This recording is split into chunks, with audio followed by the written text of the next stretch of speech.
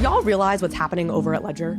That the #1 leader in digital asset security has teamed up with Tony Fadell, builder of the iPod, to revolutionize the experience of owning digital assets securely. They're doing this with Ledger STAX. This is the most premium product to date, and it's so user-friendly. Ledger STAX is a palm-sized device with a new e-Ink 2 display on the cover and around the spine, meaning you can view and confirm transactions at a glance.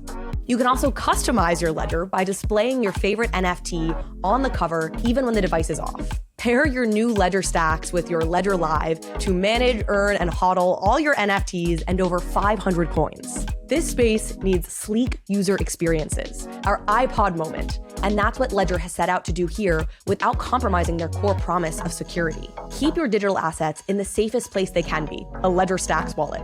Trust yourself with Ledger STAX and go to shop.ledger.com to pre-order your Ledger STAX now. They're shipping in April. And if you use the link in our show notes to pre-order now, you'll be helping the show as well. Thank you.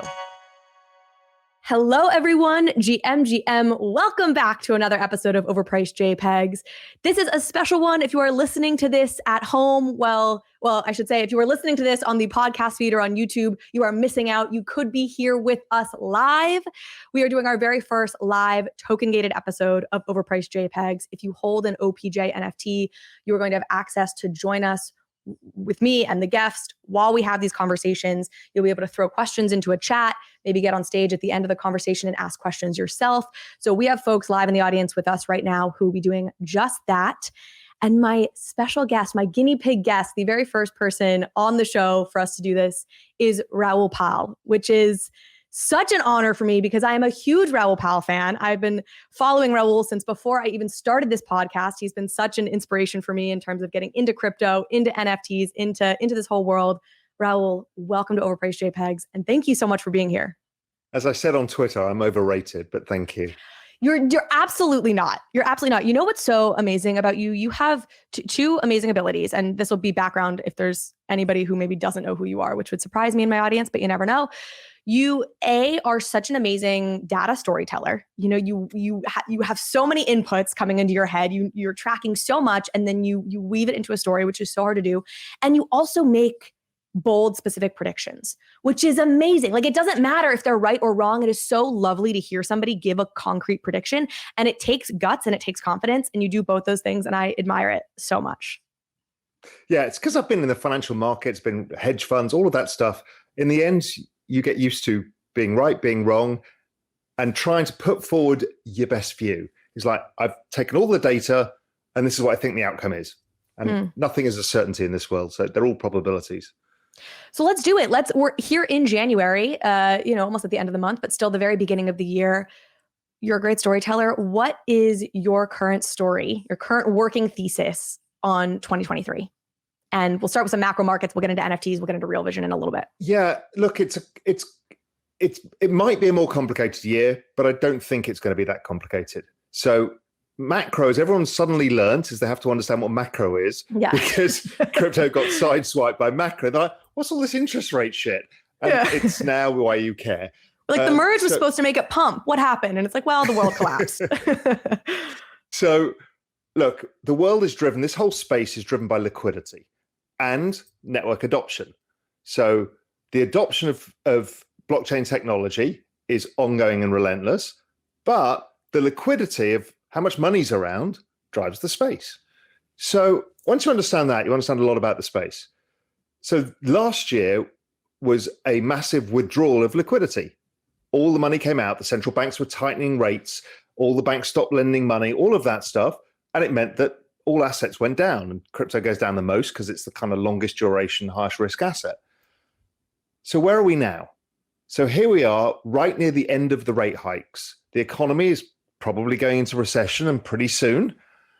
And so what happens is the market starts to look forward and say, maybe they'll stop tightening liquidity and take the foot off our necks. And maybe things, because our job in financial markets, particularly in macro, is to live in the future. Looking around today is useless. But looking around, what is the world going to look like in 6 months' time? Are the Fed raising rates in 6 months' time? Almost a 0% chance, because inflation has peaked, growth is falling, we're going into recession. Normally, they would cut rates at that point. Now, they might be a little bit slow to do that because they really, really want to see inflation lower. But it means that the rate of change of all these rate hikes and all this bad news starts slowing down. We've already seen it start to slow. Their most recent rate hike was kind of below what their norm had been. That's right. And so we're going to get to the point they're going to say, okay, enough. Meanwhile, China's been leading this. The Chinese economy seems to be a year ahead of everybody else's right now. And they started some stimulus process before their lockdowns. And now they've really started to stimulate because, they'd shut down their economy. So we're already seeing this global money supply, and people can see me post this on Twitter from time to time, global money supply year on year and Bitcoin price year on year. They mirror each other. So when liquidity starts to come back in the system, prices start to rise again. So we're at that point, which is why I've been really interested. So in crypto, we've seen that I thought June was the low, and it was in ETH, some stuff, other stuff, no. But the point being is we've thrown the worst possible news. Prices kind of stopped going down. And now we're starting to see liquidity when everybody else is saying, can't you see, you idiots, you're going into recession. How could you own JPEGs when you go into recession? The point being is our job is to look a little bit further into the future. So is what I hear you saying that right now what you think is priced in is recession, which means we need to be thinking the one step past that, which is recession lifting. Why did prices come down all year? Because they were pricing in recession. Now, if we're pretty much at the point of recession, they will price in recovery. So are we not in a recession? And I know there's debate about this because conventional measures was always 2 quarters of negative GDP growth meant a recession, which means we're in it. But it's because unemployment is still low that it's not a recession currently. What's your take on this? Yeah, it's a bit weird. It's because there's certain things going on. One is that things like retail sales are driven by the total amount of volume of goods. Now, because prices have gone up a lot, the volume can have gone down and it still looks like, hey, presto, everything's okay. But it's not. Everyone's selling less stuff. So there's these weird things around inflation that we've not had to deal with. And unemployment's a bit sticky, but GDP growth is still, by last measure, still positive. We had a couple of scares, a scare earlier last summer. But for me and my forward-looking indicators, it looks like it's all about to collapse. That's growth is going to collapse. Now, the markets might get a bit unnerved by that. But again, usually they should look forwards. Is there a decade you would compare this particular recession, this particular era to in history? Yeah, most people want to go back to the 1970s because that was the ghost of the baby boomers past, right? So that's why J. Powell, classic baby boomer, his ghost is, I'm not going to be Arthur Burns. I'm never going to let inflation come back. Right, that kind of weird inflation went down, then went up, then went down, then went up, was, I think, a demographic phenomena by these baby boomers, right? They all came into the workforce at the same time. They're all about 30 years old when that happened. And they all started, they were in their 20s and 30s and they all started consuming stuff. And it was the largest population bulge in all history. I think the actual best comparison is post-World War II. Now, we're going back a long way here, but why World War II? So the pandemic shut everybody out of the workforce and factories couldn't produce goods any longer. So we have this supply issue and everyone came back out and went, I want to buy stuff. I've been locked in my house for so long. World War II was that, but bigger. And so what happened is all the factories were making munitions and now they had to suddenly spin up and make washing machines. And it took them ages to get everything sorted out and supply chains were broken and the ships were all blown up and all of that stuff. But people came in and they wanted to buy stuff. They had some optimism again and prices rose 20%. So CPI inflation got to 20%. What happened 2 years later is it went negative because this wasn't demand led. Right. It was just this weird supply demand imbalance that happened for a short period of time. What's interesting here, though, is you have the inflation piece because of lockdowns, and it's like a supply. It's like it's the supply driven side, but now you have a Fed that's trying to kill demand to make inflation come down. Was that which is what's driving then now a demand side recession? Presumably, was that the dynamic back then, or we didn't really have an act of a Federal Reserve? We did, okay.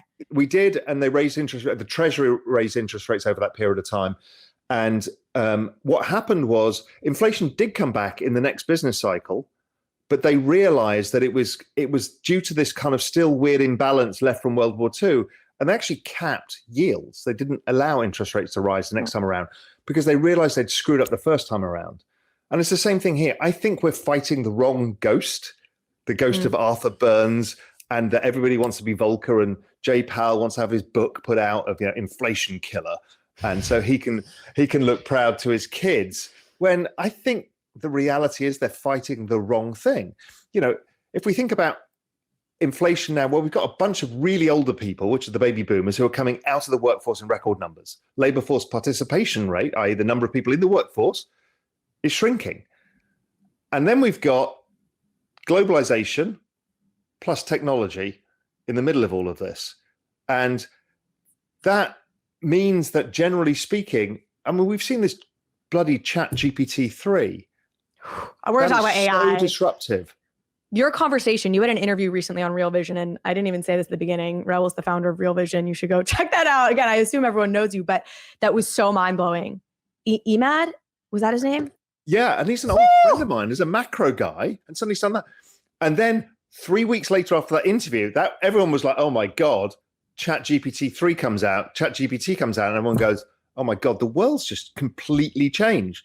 And how disruptive is that for jobs? How easier is it? You can write marketing copy and, at scale, all sorts of stuff. And it's like, okay, this is what I keep talking about with this exponential technologies. They replace jobs. I mean, if you look at Amazon's workforce, there's 1.5 million people and 500,000 robots.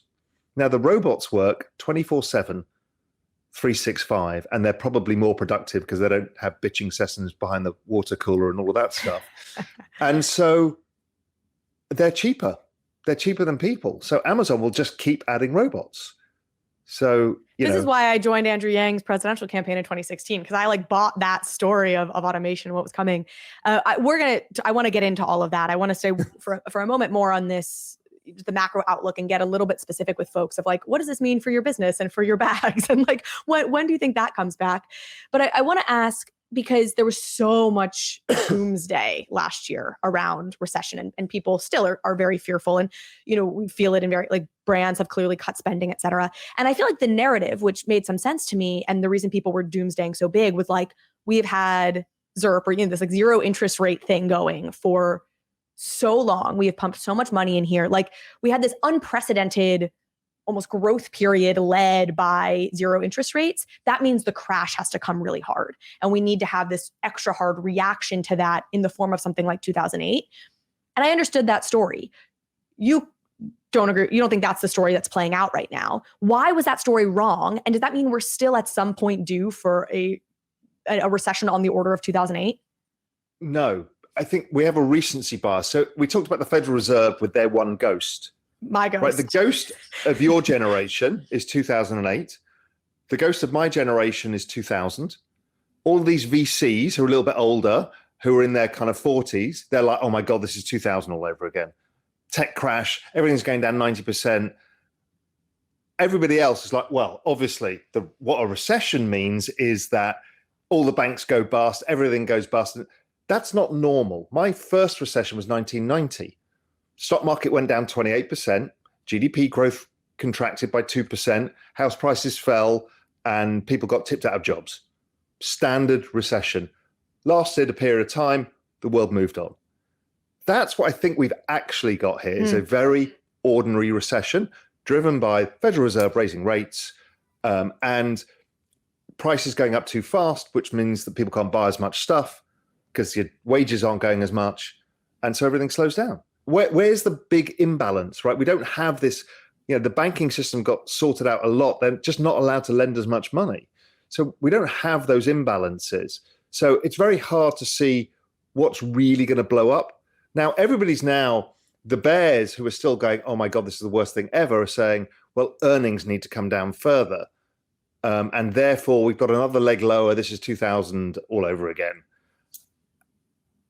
We're just not the same level of overvaluation of stuff. Yeah, we were overvalued, but that whole COVID boom has come off. If you look at something like ARK, it's gone back to where it was.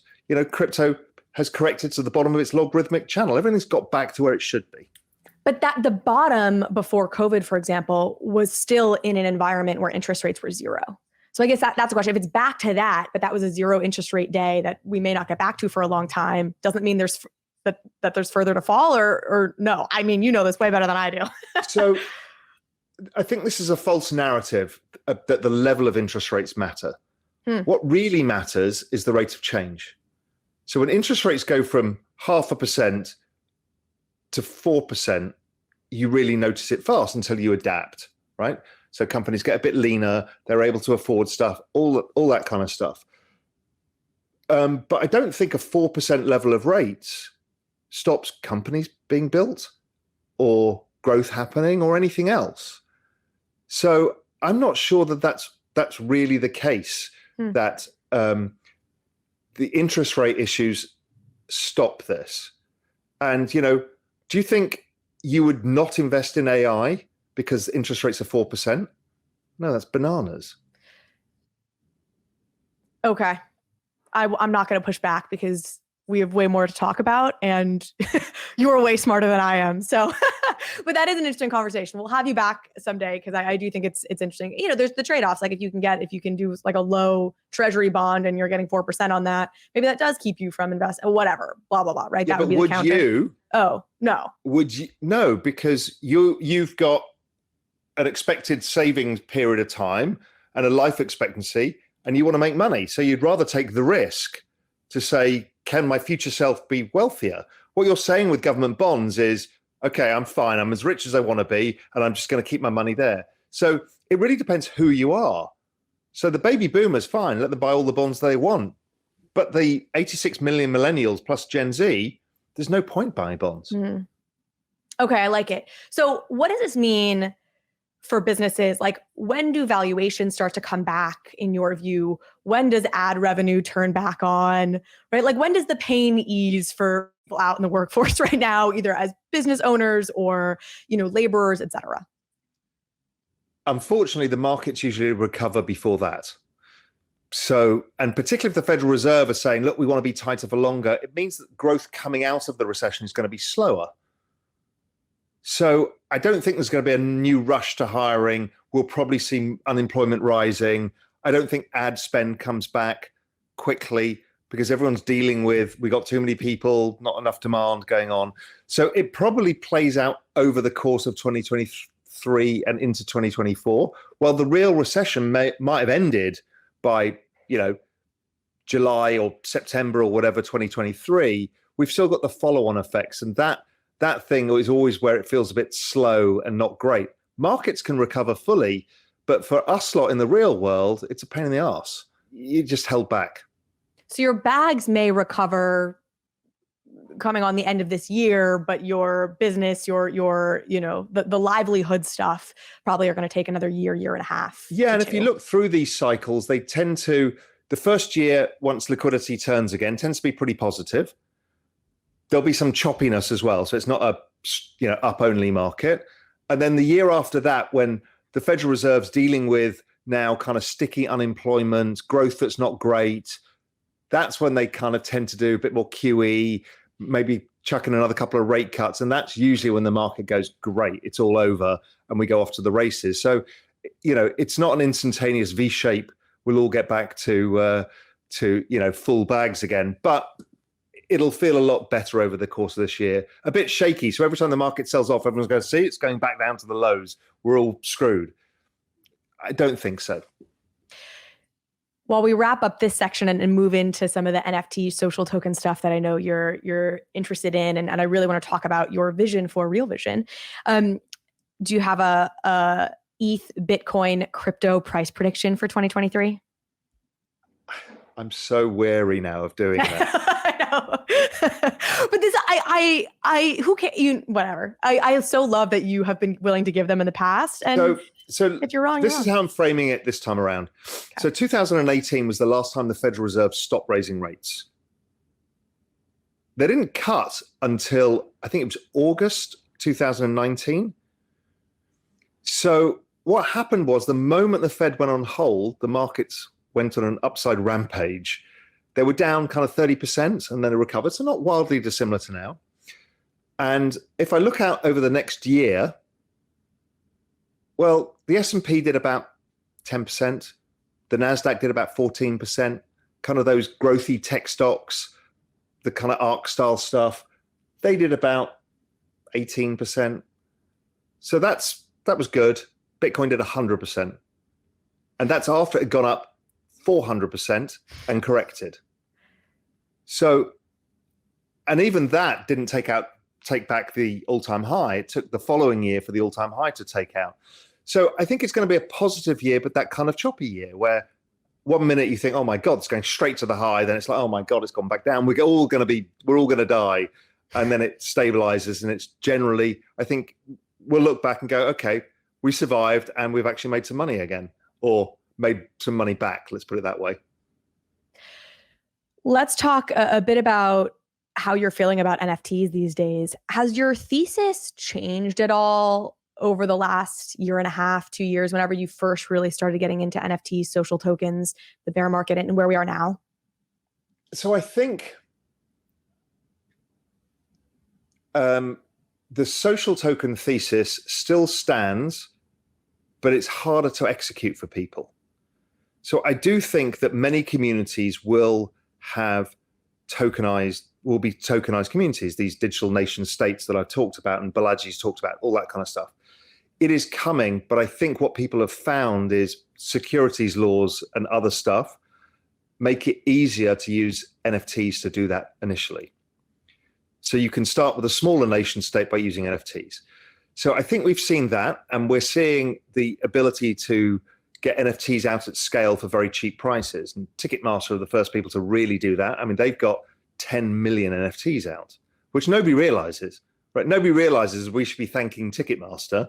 We're too busy shouting at them over Taylor Swift gigs, but really, Ticketmaster did a phenomenal job getting tokens into people's hands. So I think that kind of free giving out of NFTs is the new brand marketing unlock, and it's going to be huge. And I'm sure Tarek, when he comes, who is my colleague at Science Magic Studios, who's the president of Science Magic Studios, the business I set up that's based around this, he'll talk much more intelligently about it than I will. So NFTs to me still remain a really big thing. So I think ticketing is a huge way of giving it to a lot of people. I think digital identity is the thing we have to solve in 2 years. So that, whether that's, and it probably is an NFT now, and it needs to have a zero knowledge proof. Why is that so important? And why is it such the biggest thing in the world is we're going to the US election in 2 years' time, and we've just unleashed OpenAI. We can make text to video instantaneously.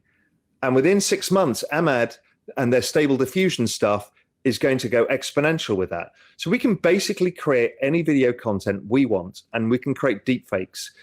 So I can have Carly shilling, US government bonds instead of JPEGs. And there's nothing you can do about it, and nobody's going to know whether it's authentic.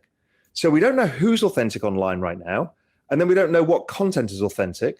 And it can be same with audio. If you saw that audio podcast between AI Joe Rogan and Steve Jobs. Okay, so what and also GPT-3, ask it to write an article in the style of the New York Times, and it does. All you need to put is branding on it. I put it on my Twitter, say, hey, look at this article in the New York Times. Biden's agreed to nuke Russia, right? Nobody knows what the fuck is true, right? Going into an election, this is a huge societal problem because we've got state actors involved in this as well. So we've got a lot of bad players who can leverage this technology very quickly, and nobody's ready for it. And I think the only way of dealing with this is authentication of content. So therefore, and authentication of people, which I think is an NFT use case. So I think it's urgent, and I think it has to come from Google, Amazon, Meta, and the big players, which I know nobody wants to hear, but it's the only way of doing this fast enough. But for us with bags, this is good because we're onboarding people in a way that has to happen. So, go on. No, I think this is a huge point. I don't even want to interrupt you if you have more you want to say on that. No, on that, I think it's societally important to get done, and I'm trying to get this out to as many people as possible, this message, because I don't think people have thought it through. They don't understand the impact of AI. If we thought the last two elections were complicated, and the Brexit vote with other nation states in interference, this is terrifying, because you can make now at scale millions of different messages of Biden saying different things, or whoever saying different things to different people instantaneously according to your activities online. What I think is so important here, and it's hitting me, that's what I love about these conversations, somebody will say something and you've sort of thought about it, but it like hits you anew. It's like digital identity, I think sometimes can get thrown around where people will think like PFP, and it's like, well, what's your digital identity? Like I'm this lazy lion. And it's like, no. Like the verifiable credential stuff, the like your citizenship, like truly, truly verifying important pieces of information to prove you are not a bot, to prove you are not a Russian bot trying to interfere with an election, et cetera, is like of tremendous national security importance. Somebody in the chat here is saying, do you worry that the big players won't do this right? Like you mentioned Amazon, Google, they're going to have to be the ones to do it. What will they do and how will they do it? Well, I'm trying to talk to them all, and I know them all, and I'm trying to get everybody together. I don't know. We've all got to try something, right? And everyone says, yeah, look, I've got this project. I've seen this digital wallet, we've got a solution. I'm sorry, but none of these startups are going to scale fast enough to solve this. And guess what? Amazon and Google are not going to use your token. So they have to create an interoperability amongst all of theirs. Sure, they can have unique technologies, but they need to be interoperable. I need to take my Amazon token and sign into my Google account, so we know that it all works. It also would solve a huge problem for DeFi, because then we can have KYC, zero knowledge proof KYC, so we can use DeFi without the ridiculous limitations we've got currently. Can you spell this out? Like in this world, in your ideal world, and we actually can verify things as we move through the internet, and we know what's real and we know what's not because it's verified on chain. What would me clicking through the internet, what might that look like? Can you paint a specific picture there? Because I'm trying to picture this and it's like blowing my mind. So like you've got a wallet, whether it's your Ledger Connect or your MetaMask or whatever, you will have your ID token in a wallet. Now, maybe it's your Google wallet, maybe it's your Amazon wallet. It doesn't really matter, right? Everyone gets hung up on, oh my God, the Web2 guys are coming in and they're evil. But allowing us to do this means I can go around the internet and sign into anything without a password. Okay, that number one is genius. Like everybody signed into this. Look, this is an exact example using the NFT to sign into a broadcast, right? This is how we should go around the web. And we should have one token that I can go and sign in everywhere. And then what it should do is have zero knowledge proofs of who I am. So behind that is my driving license, my whatever they need, and it can verify that I am a real person. And maybe I'm using a anonymous PFP or whatever. Maybe that same thing can be used at the bank. So maybe I can open a bank account instantaneously. So this sounds like, this is crazy, Raoul. This is never going to happen. India scaled it to 1.3 billion people already. It's called India STAX. They don't have it as a tokenized system, but they have like a social security number called an Aadhaar number. You give your Aadhaar number, which is fingerprint verified or retina scan verified. And on India STAX is all your KYC. So you can go and get a loan with a fingerprint. You don't even need a wallet. They've got this payment system as well. But I imagine as you're moving through this, the New York Times has their own verification token, and every employee at the New York Times, it's like they become like .ens names, right? It's like Carly.NewYorkTimes. Whatever. Right? Like you don't need it. But I'm trying to get at, so if I'm on Twitter and I see a news article, to know that it really comes from the New York Times and it's not a chat GPT Okay, so that's the content side. So the human side is we all choose where we want, and we can have 2 or 3 of these digital IDs, but they're all, and we can move around the internet with them. So I would use mine to come onto your podcast. With content, the issue is we can't get blockchains big enough to get video files on right now. So it's difficult to get the full file. So we have to have some way of verification. So whether that's a QR code or something that proves its place on the blockchain and it's authenticated that it's come from the New York Times or it's come from whoever it is, and this is the date it was released, and this is the authentic content. It has not changed. So that needs to happen. I think that's doable. We don't know yet. Even if the video isn't on chain, if the distribution, if the method of distribution is verified, it feels like that gets us a long way, right? Because I'm certainly not posting or whatever. Like if it's a New York Times writer posting a New York Times video, they're not posting a fake New York Times video, right? So couldn't some of it get solved at that level of the stack? This is going to go into YouTube, right? Yeah. So what happens if they change what we say by using deep fakes? And we don't know now. So now it's going over social media that we said something we didn't say. Whoever it wants to do it, right? Anybody can do this with anything. So but how do we know what's the original? If they're not one of us, then aren't you going to not trust it? Like, don't we just have to get to the point where we don't trust anything unless it's coming from the original source? I don't need to get us too deep. How many things do you retweet on Twitter? Or do you send on, or, we do this all the time, right? Without verifying the source. There's got to be somewhere. I don't know the full answer of how to do that, but somehow we need to link the content to the chain and know whether it's been changed or not. My guess is with AI or whatever, we can figure that out. It has to be something to do with the file whether there's a fingerprint of the file itself that can be used. Something has to prove that the file is the original file. And then at the interface level, there needs to be something, because people aren't going on chain to verify, has this been changed at all? Like you need to have that that's right. place where the consumer is tracking it. And we can't do that in 2 years, but at least somebody can be authenticating stuff. At least there's an ability to authenticate, or at least we're proving who posted the content. So at least you can track back, because right now it's fake content, fake account. Yes. So that's the double bad. So I even guess just solving one. Yeah, that's my point, is at least if there's like an origin of distribution that's been verified, like I would go back and check that. Like I try and be diligent on Twitter. I mean, I retweet stuff, that I'm sure that's wrong from time to time. But let's talk about this in the context of Real Vision, that kind of bringing it all together, the social token piece. I don't know exactly what your plans are for Real Vision, but we're in similar industries. So I can imagine you're dreaming about some of the same things that I'm dreaming about in terms of, and you guys are much further along, but in terms of creating a hub and a destination for people who can come. I know, in fact, you're creating this hub for folks to come and learn, whether it's equities or digital assets, or really become this learning center for people. You have a token, folks can come log in with their token and do various things. What is your vision for Real Vision? So what we want to build is what we are building right now. We got heads down building the place to live your financial life.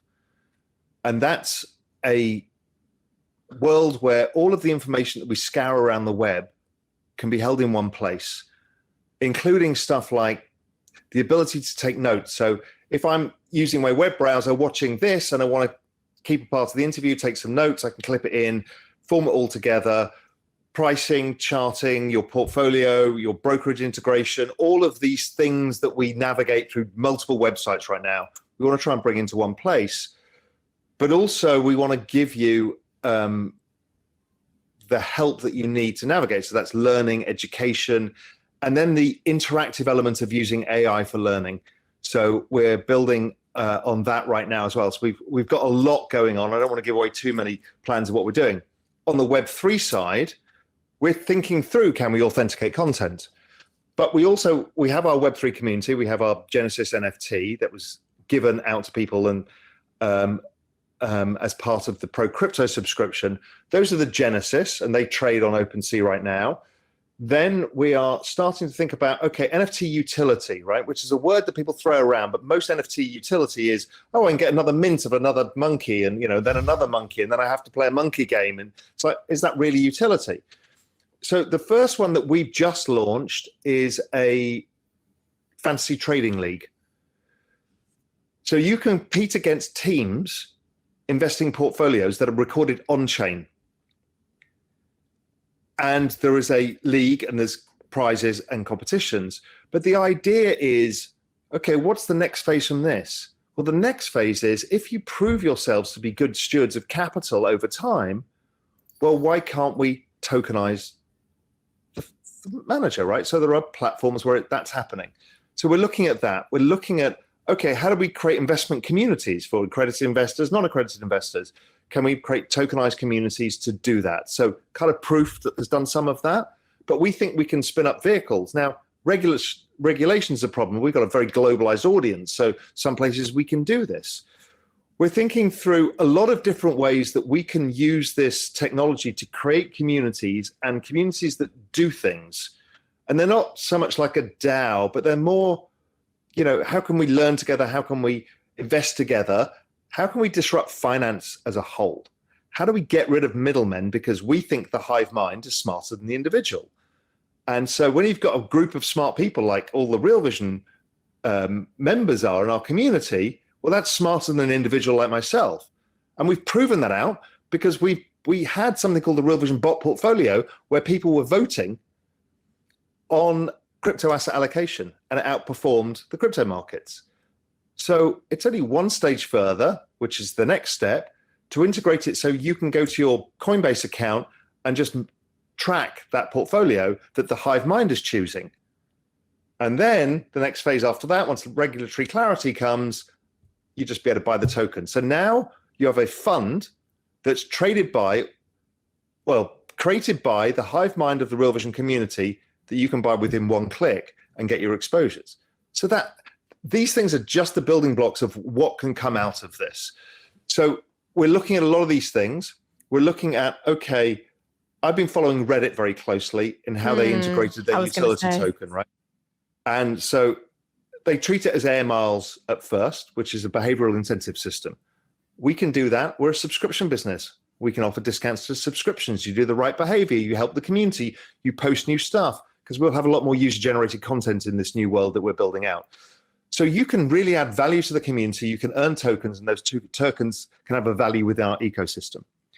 So we don't need to go and have this token that then goes up, up and down 90%, whatever's going on in the market.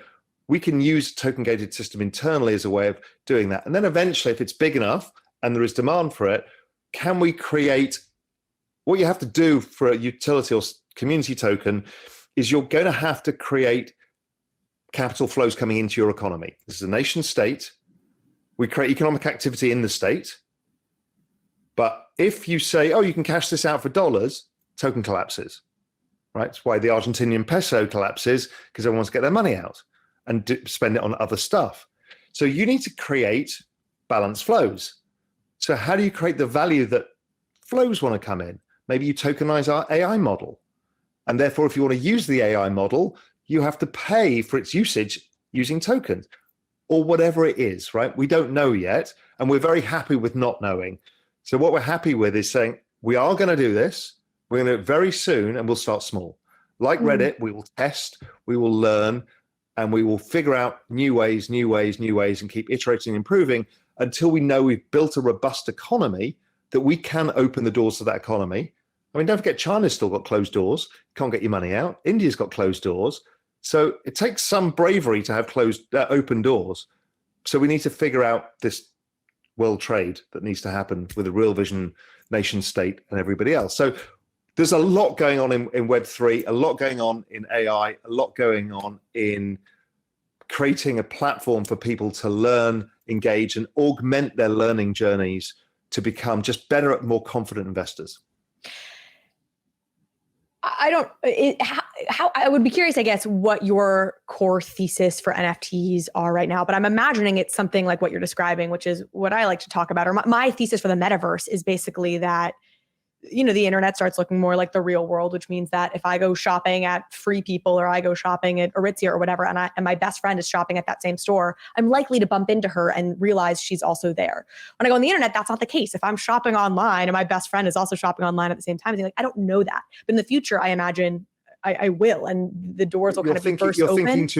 You're thinking too small. Well, but then I was going to say, and I want you to answer that, but I'll say the next step is also sort of an opening it up, but it's also closing. Now there's the back room that I can go into for the VIP shopping experience because I'm a loyal customer to Aritzia. And now I can go and have all these exclusives. And that also now being built out on the web, which is what you were reminding me of, which is, okay, now come into the back poker room here, or the back investment club here, where you can, the doors and the meetings that you get to have if you're Raoul Pal and get invited to Davos or whatever. Yeah, we're also building some metaverse experiences. We did our first one.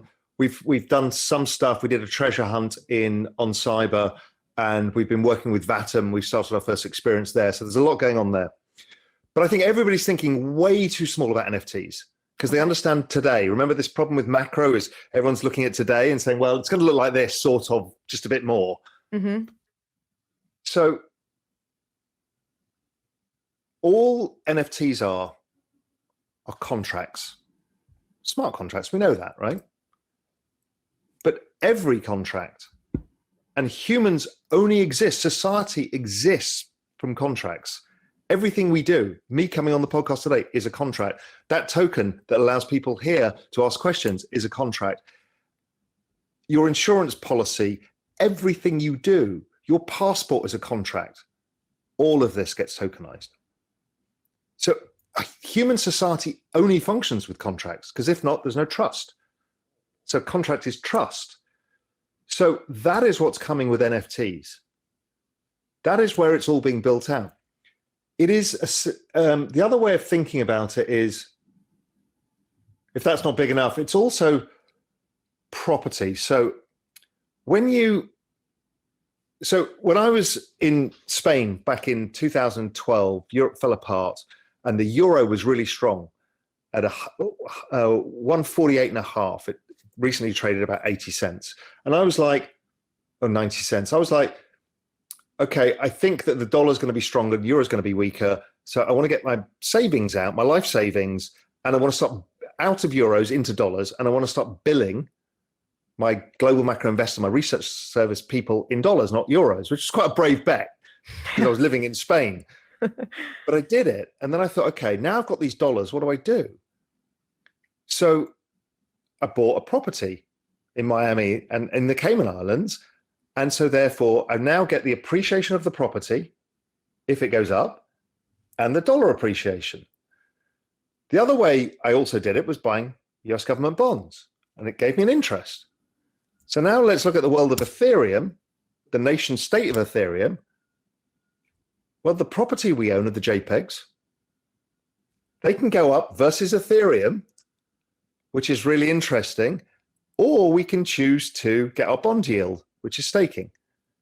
I mean, this is an incredible nation state that's being built here, and people don't really understand it yet. So those JPEGs, all of those NFTs that are in my token frame in my background, that is not any digital property rights, which you kind of understand, but it's representing that every single contract that we have can be recorded, transferred, and verified via NFTs.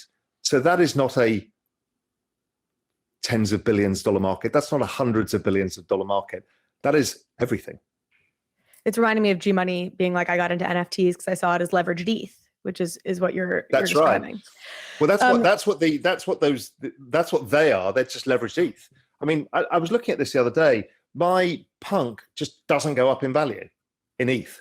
It's like stuck at, it's like a stable coin at 65 ETH. Yeah, that's the floor price. Okay. But the ETH goes up and down, right? Now, that was another interesting thing. Just as a side note, I'm going to write an article about this. So I think punks are Bitcoin and apes are Ethereum. Huh. Because Bitcoin is a store of value. There's got basically no other use case. I get it. Yeah. There is no value benefits accrued. So why did apes flip punks? And I've only just thought this thing through. It wasn't because we all preferred the art or the community. It's because the apes accrued value from everything that Yuga was doing. So therefore, of course, they should trade at a premium. Doesn't always work that way. But anyway, so you're saying the flippening is coming and ETH will flip BTC? Of course it will, without question. It's almost impossible not to. Okay, I have like 6,000 more questions that I want to ask you. The next time you're like stateside, I really want to do in person with you because you and I met in Paris and I had so much fun with you hanging out and you're so much fun. So I would love to do an in-person interview. And I really wanted to ask you a couple of AI things. We should do it from a bar. We should do it over wine. I'm going on the Overpriced Happy Hour tour this year. I tried to get you on that, and your assistant was like, he's not going to be in the States in Q1. I was like, but yes, 100%, we're doing it. Although I'm at South by Southwest in March. Okay.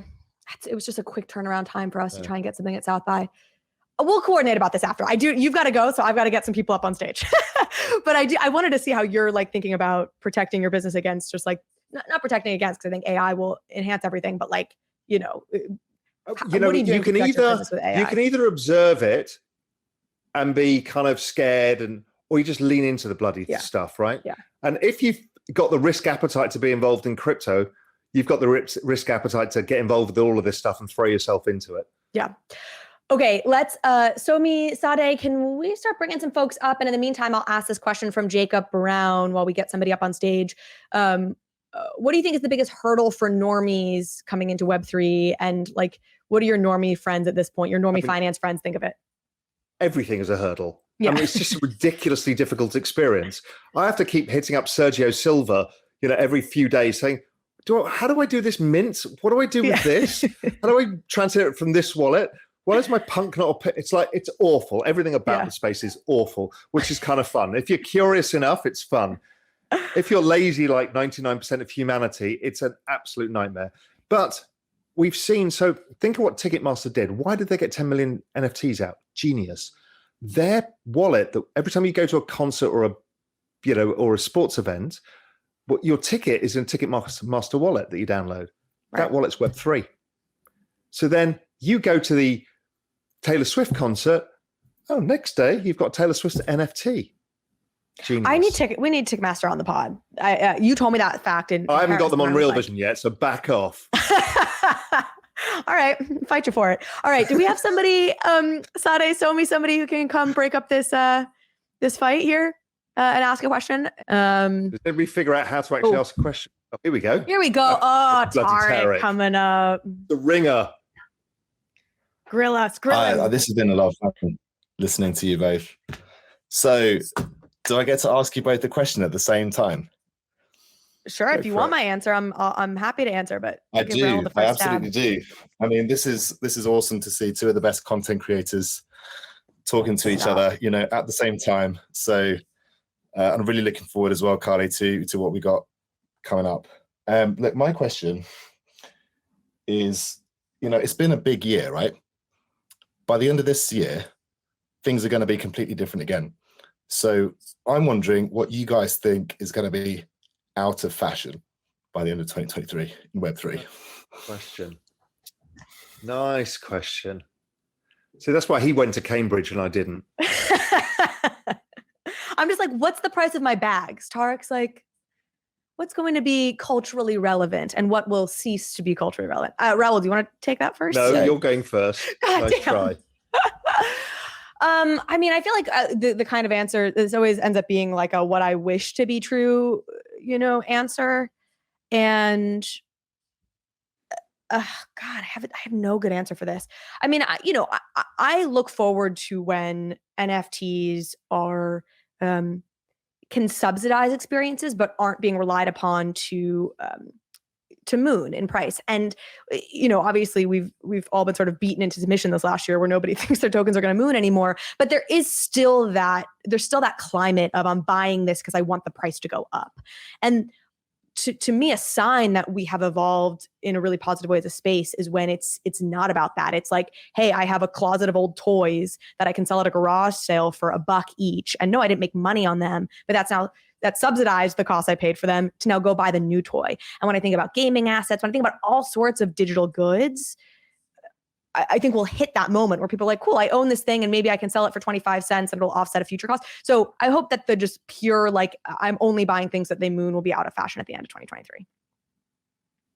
I think, yeah, it makes a lot of sense. Mine is this ridiculous hoop cycle that you have to jump through that people talk of as utility. There's too many NFT communities that are nothing but a mousetrap for your attention. Oh, that's a good answer. There's nothing there. And it's fun at first. We'll all play the game. But after a while, are these things actually communities?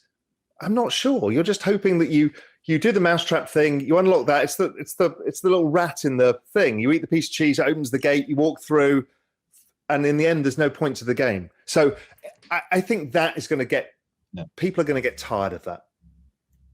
That's a better answer than mine. All right. Tarek, I got to boot you so we can get somebody else. We only have, cool. Thank you. I'll You're too kind. see you both soon. Peace. Thanks, Tarek. I'll see you soon. You'll be up here on the hot seat pretty soon. Okay, we got somebody else teed up. Patricio, you want to hook us up with the POAPs?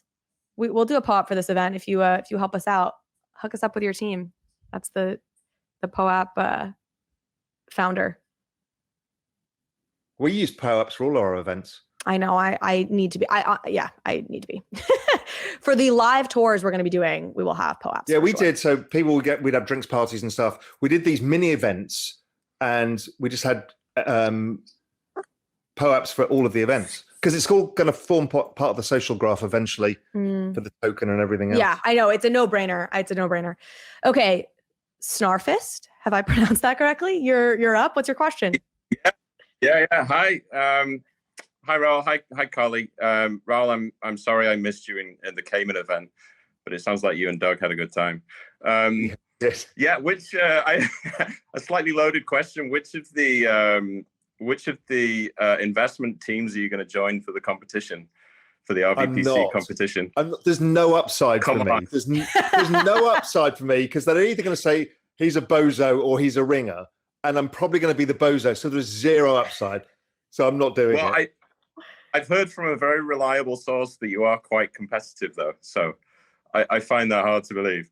I'm actually not competitive. I'm competitive with myself, but I'm not a big. I don't like playing cards. I don't like playing board games. So no, I mean everybody just hits me up saying, "Hey, can you come and join the team?" I'm like, no, and it's not because I think I'm any good. It's because I'm going to be exposed as a fraud. I'm gonna ask a couple. Oh, go ahead. One more. Can you drop any alpha about the token? I know you really want a token, and we all do too. It's coming. We're working on it. It's coming. Just make sure POAPs, Pro Crypto, all of those things. Be a good community member, and Santa might come at some point. Great. Looking forward to it. Thank you. While we get another person up, I'm gonna ask this. What are your thoughts on the recent crypto run up? Do you think it'll retrace? How are you interpreting this? So I think it's part of the bull move off the low. I've been buying, adding as much as I can every time I get any free cash flow since June, and I think it's real. Of course, we'll get some sort of correction. My actual fear to think through to get a bit more markets related. My fear here is, okay, the institutions and everybody FOMOs in. So ETH, let's say it hits 3,000, whether it's this year, next year, right? Well, there's going to be this stampede for people to come back in. There's 18% of the entire crypto market in stable coins, plus all of these institutions are waiting for price action. Now we've got a massive issue that ETH is deflationary the more activity there is. So you're going to get more people joining the space when there's less supply, and it's going to get price dislocations. I'm not sure that this deflationary thing, part of ETH, has been thought through fully what it could mean. So there's some points in time where this thing could get completely out of control. I don't think it's this year, but yeah. That was again, I joked about it at the beginning of this. It was like, if you looked at the economics and the merge and you're like, this is crazy. But because of everything that was happening in macro, nobody seemed to be really tracking it in the outside world. So nothing happened to the price, but you're like, at some point they got to figure out how the economics of this work. Because what you've got is this yielding asset that has this ridiculous upside convexity it's crazy. Totally. And then if you think of how the flow of money works as well, now that doesn't mean, it just means it might get extremely volatile because of this kind of situation.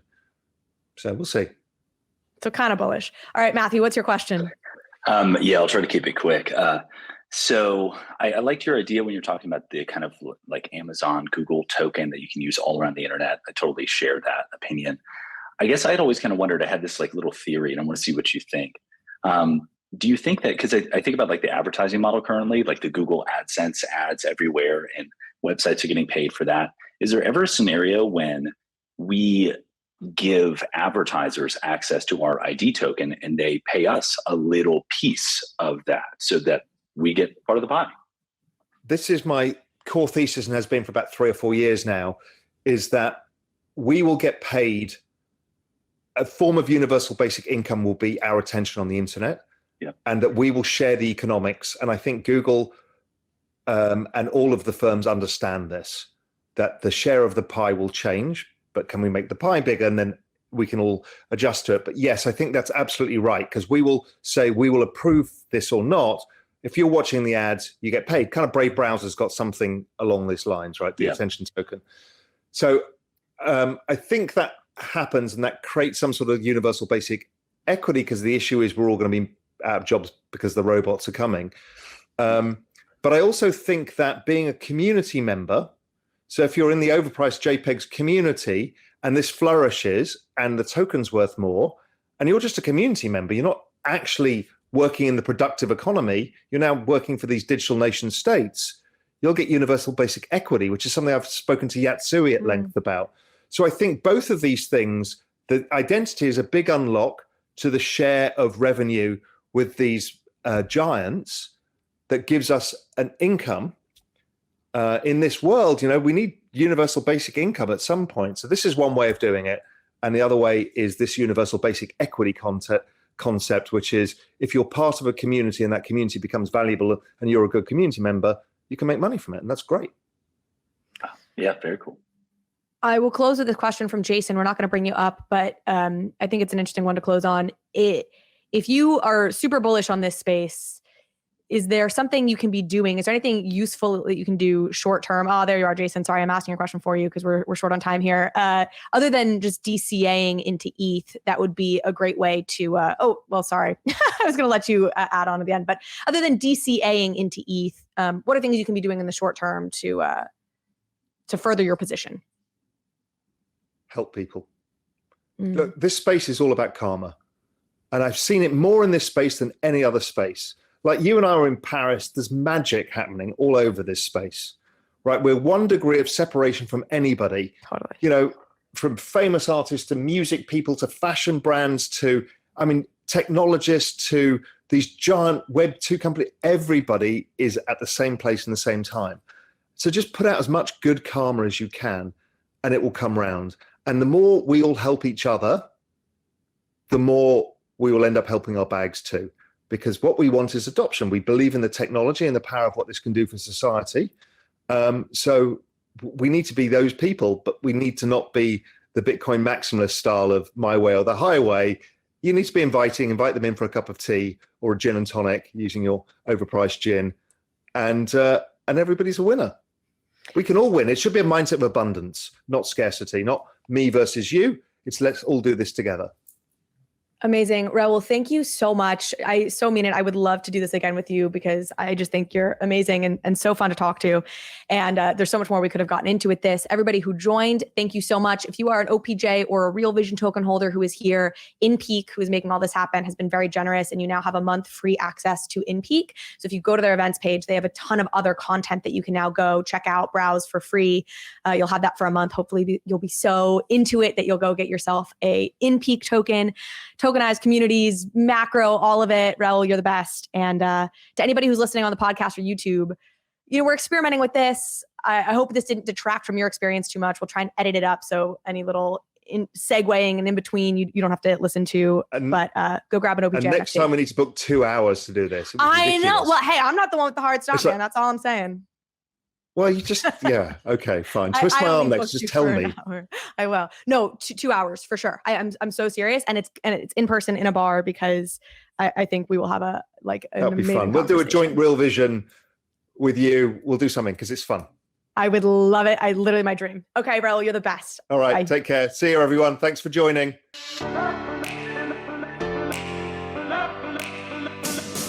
Thank you so much for watching this episode of Overpriced JPEGs. If you liked this conversation, if you liked this episode, please go ahead and hit subscribe. It helps me out, it helps the show out, and it means you will get alerts and updates when we post new content. Thanks again.